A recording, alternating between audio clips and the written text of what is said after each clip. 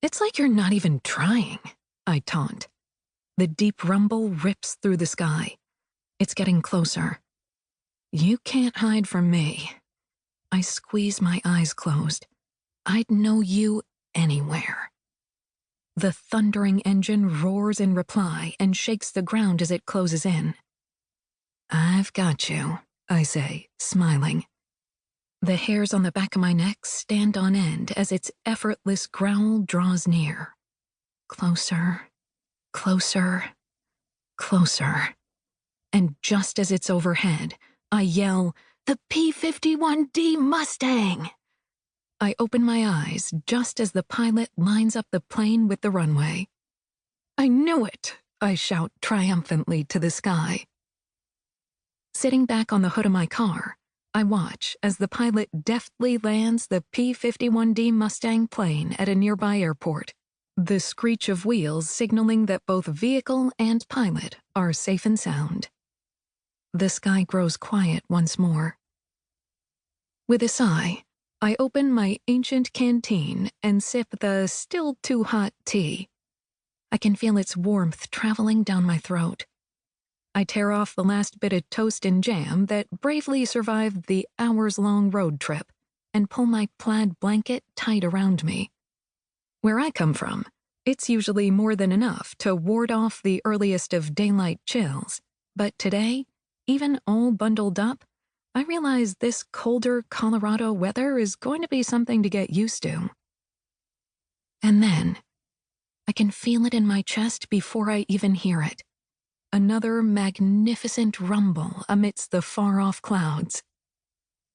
I close my eyes, lift my face upward, and listen. I've always been happiest sitting on the hood of my car with this same plaid blanket, canteen full of hot tea, and bread and jam, listening to planes take off and land. The scenery around me might be different now, but the game is intuitive no matter the surroundings.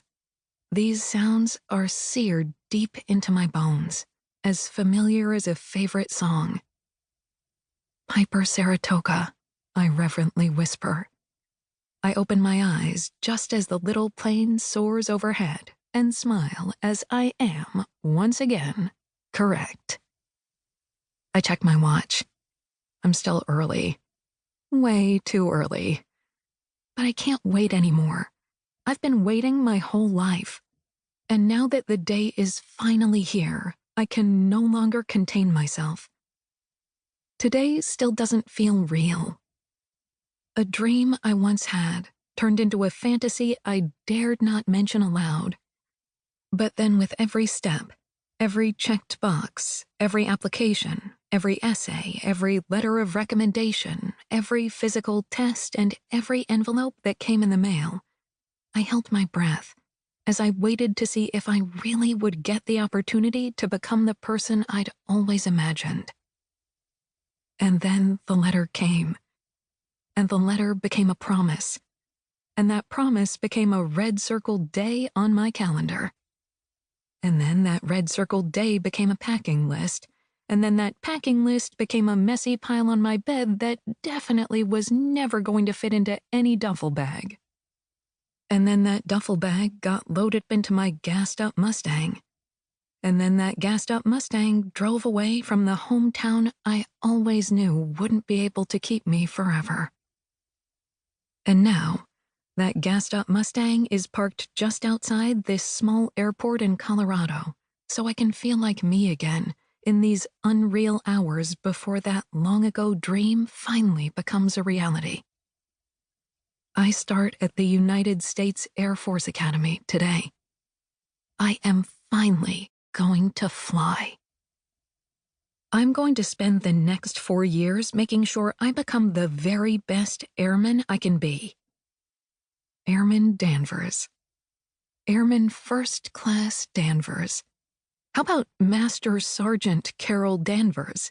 Or even Second Lieutenant Danvers? No, what about Captain Carol Danvers, the first female fighter pilot in the Air Force? To keep listening to this audiobook, I've left you a link in the description so you can do it. at no cost thanks to Audible's 30-day free trial.